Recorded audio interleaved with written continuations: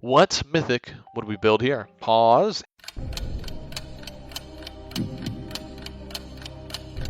Yo, what's up YouTube? Brennan Wolf here, bringing you a video talking about the 9 viable mythics, things that I've used in ranked games, things that I've tried that work really well. So let's jump into it. Alright, so let's go down the list, make sure that we're paying attention here, by the way, because there will be a little test at the end. I've never tried this before. I think it'll be actually a lot of fun. The first one we'll look at is Divine. And now basically what Divine is for, and the reason you would get Divine is if you're like kiting basically in lane, you're kind of hitting the vitals and then running away with Divine. This is more for champions like Darius, Set, Garen.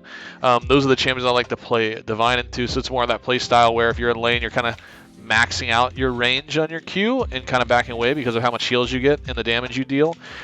So we're really trying to stay pretty far away from enemy, and really that's our fight that we're looking for. This will allow you to, you can front to back fight with this.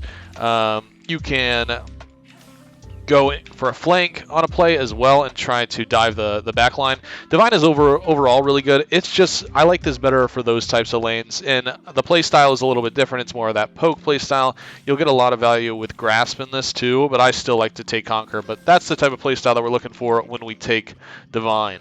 Now, we're going to switch mythics here. We are going to go to Goredrinker. Goredrinker, one of my favorites as well. This one is going to be more, I like this into more heavy AD comps. I like this better for melees, and I also prioritize and value Goredrinker when I want to have a lot of CDR as well, since the passive gives me ability haste. So the ability haste is nice. We obviously get the heals from it too when we use the whip active. The whip active can also proc vitals, which is something that only Stridebreaker and Goredrinker can do. But the two items are very, very different. So having this, so when you ult somebody, you have the ability to use that whip active to proc a vital is really nice as well. Now we're going to look at Stridebreaker. This is for ranged opponents, heavy ranged enemy team comp, anything that is hard to catch, essentially, and ranged as well. So usually you'll pair Stridebreaker with PTA and Bork. Now keep in mind when you're building these mythics, these are something that you make the decision for when you are in champ select. So you see enemy team comp and you're like, okay, this game I'm going to go Stridebreaker, I'm going to go Goredrinker, whatever. You already have that decision made up so that you can change your runes as well, because this is obviously, like the last two we did, Goredrinker and Divine, you can run Conquer with.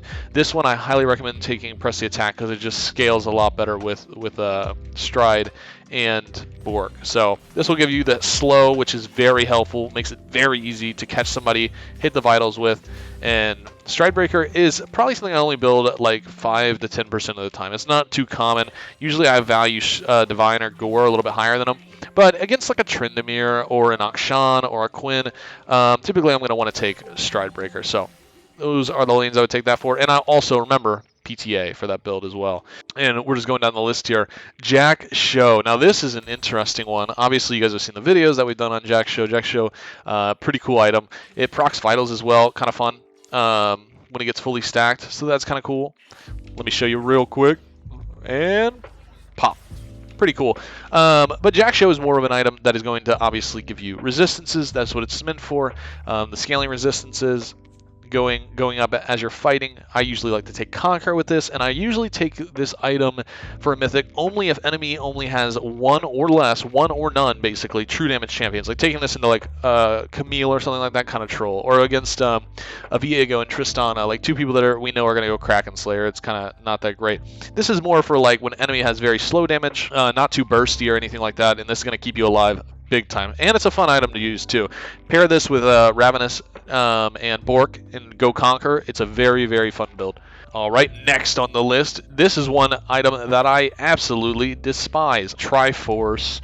Not really something I enjoy building. Obviously it does have the Mythic passive, which is kind of all over the place. I mean, attack damage, ability haste, and move speed. It does give you those little stacks, and it gives you a little bit of move speed and AD, which, I mean, not the worst thing ever, right? I mean, like, it's alright, but I feel like Divine gives you more, in my opinion. It's more valuable than Triforce, but I mean, I can see this item being pretty good for, like, getting towers, for split pushing, getting towers. Some people like the move speed and a little bit of AD it gives you because it obviously stacks with Conquer. So it's definitely not an not out of the picture by any means. It's just a different playstyle. This is way more geared towards you're going to get Triforce, Ravenous, and Hullbreaker and just split push the whole game. We're going to jump in now to Iceborn. This is a very interesting one. So this one is very niche. The rest of these mythics are very niche. The ones that you just saw, those first 5, are basically going to be, I'd say about 95% of games. I'd say the next 4 that I'm going to show you are still viable, but in very 1% situational games. So Iceborn, truly and honestly, Iceborn is meant for complete AD. Enemies should be like 5 AD. But I mean, this gives you the slow, which is nice. So that's nice. It does have a sheen attached to it as well, which is nice. The damage is good. It's got armor. It's got ability haste. It's got a slow to it every 1.5 seconds. It's got a nice passive. I mean, it's got health, tenacity, and slow. But like I said, this is really an item that you would only use against full AD team comps. But it's really not that bad. If you get the opportunity to run in the full AD team comps, you take Ravenous and Bork after you get the Mythic. And, I mean, you do a lot of damage regardless. And then, obviously, end the build with, like, Death Stance or GA and just keep that AD stacking going, basically. So that's where that would fit into the picture. Now this, let's see, we're going to go down to Shieldbow now. So this is pretty troll. If we're being completely honest, this is pretty troll. It is fun. I can't deny. It is fun. It's going to give you, this is more of a build where you're going to go like Shieldbow, Bloodthirster, and Navori, and that's pretty cool, a good time. But really, it's not going to be the best thing ever in ranked. This is also just one of those really high damage. You're going to be pretty squishy type of builds. It has a lot of attack speed, which is kind of unnecessary to a point. You already get guaranteed crit from your second E anyways, as you can see, second E, crit. So I mean, crit is kind of a wasted stat in my opinion on FIora, but if you ever wanted to try it, it's a fun time. It's probably more of a normals build. I could never see a time that I would build this over anything else in a ranked game. Is it viable? I mean, yeah, you can go into a normals game and drop like 30 kills, but you're probably going to get punished more often than not playing this in a ranked game. If you don't get ahead, you are screwed, basically. So, I mean, it's a fun one. It's a crit build. I would definitely recommend going Shieldbow, Bloodthirster, and Navori if you wanted to do it. It's a good time. You'll have fun. So here's another cliche, Heartsteel. Heartsteel is a fun little item. I can't deny. I don't really think it's the best thing ever for FIora. I couldn't really see a world unless you just wanted to mindlessly push. You would go like Heartsteel, Hullbreaker, and Titanic. And the only reason this actually ends up being like viable is because of Titanic. That's the only reason why. So if I sell all this and then I was to get like, let's see, Titanic and Hullbreaker for core here, Titanic scales with HP. So I mean, the more that I stack, the more I get, right? So I mean, I hit all these guys. Let's see what this does. I mean, I went from getting 36 HP, right? 36 attack damage from the Colossal to 38 just from proccing that 3 times. So the only reason this works is because Titanic, and Titanic can give you a bunch of AD for your health. But I mean, your resistances are high because of Hullbreaker. Your HP is high. It's a lot of fun. But I do notice that it just ends up being like a kind of just a big HP bar with not a lot of damage. You know, 253 AD and 8% max true damage at core. Now, but watch this. Ready? They're all ready to go again. 38. 1, 2, 3. And now it's at 40. So, I mean, there's value there. There truly is value there for that. I mean, this is a really good split pushing build. You can frontline really hard, but you're going to find out when you try to dive the backline, you might not get as much damage as you're hoping for. So, but I would definitely give it a shot if you wanted to try it. I mean, it's not really the worst thing ever. It's a fun build. It's something you could try, but also, like I said, more of that 1% scenario where maybe you're going against like 3 or 4 tanks and you want to have a massive HP bar as well. It is tank meta. You're still going to shred them with the true damage. So there still is a world where you can build Heartsteel, that's for sure. And now for the last niche build here. This build is a blast. Oh my god. If you have not tried this, it is so much fun. Prowlers, Ravenous, and Bork. Oh man, this is more for norms. I've used it in ranked like once or twice. I want to make a video about this because it's so much fun. It actually procs the vitals, which is super dope. Like, you see that? So cool. And it's a gap closer. It's very fun. I mean, I can be like, boom, and it hits the vital for you. But this build is a lot of fun. The Prowlers build, it does big damage. It's quick. I mean, you proc all 4 vitals. You can jump to somebody.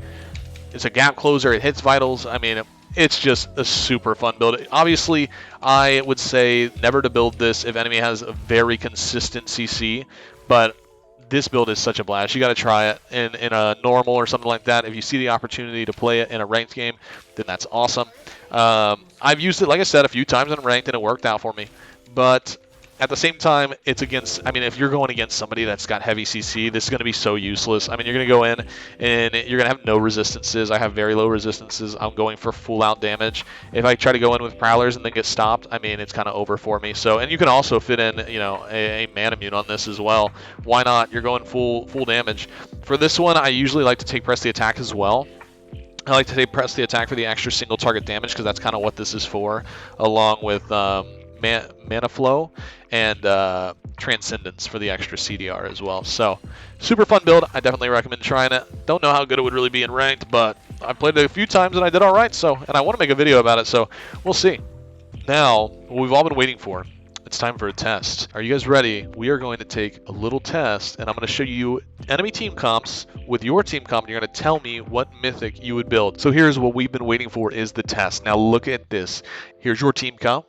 You got FIora, Rengar, Rise, Jhin, Karma, Into, Tryndamere, Hecarim, Lissandra, Caitlyn, and Anivia. We've got 4 questions for you guys, so go ahead and look at this. Hopefully the mythics are on the side here that you can pick from.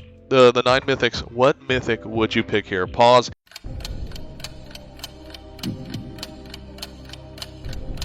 Okay, what did you guys pick? Let's see.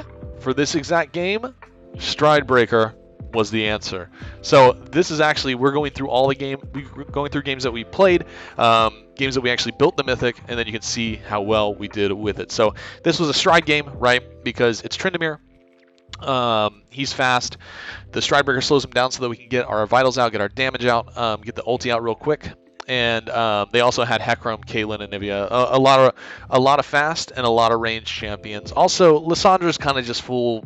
She doesn't really do too much. She's gonna freeze you anyways, you know. So we chose Stridebreaker here, and that was the right choice. All right, on to the second question. We have got FIora, Evelynn, Talon, Kai'Sa, Bard versus Alawi, Udyr, Zoe, Senna, and Tahm Kench. What mythic would we build here? Pause.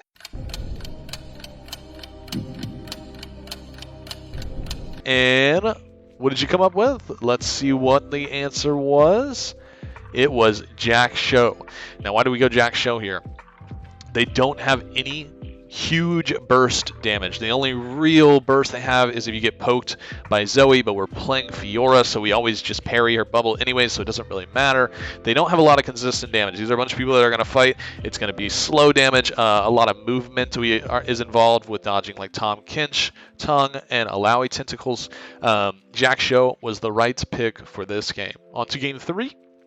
Here we've got FIora, Hecarim, Mal's, Vayne and Renata versus Garen, Graves, Ahri, Ezreal, and Zilean. Pick your answer. 5 seconds.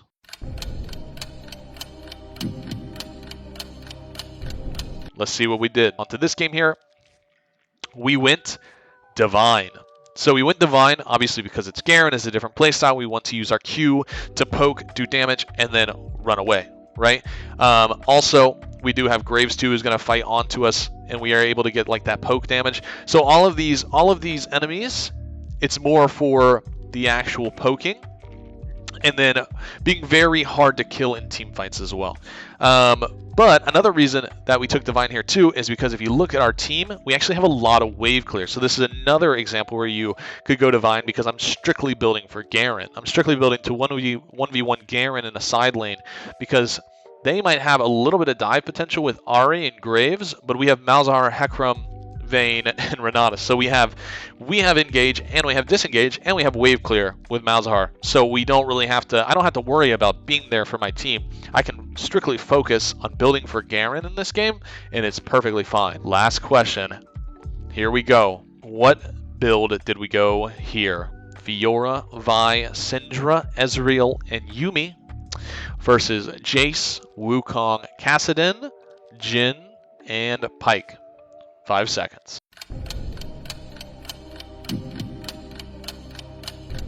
All right, let's see what the answer was. Iceborn Gauntlet.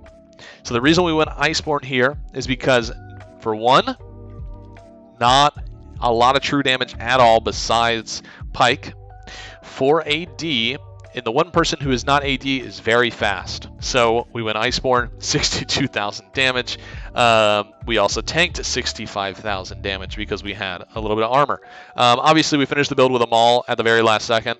We were very fed, obviously, so we were able to get all our builds, but we get Iceborn, Ravenous, and Bork. So let me know how many of those you got right in the comments below. That is the video, guys. I hope I got to teach you some fun stuff. Showed you 9 viable mythics for FIora. Go ahead and give these a try for yourself, obviously. So I wish you guys the best of luck in your climb. And until next time, peace out. Goodbye.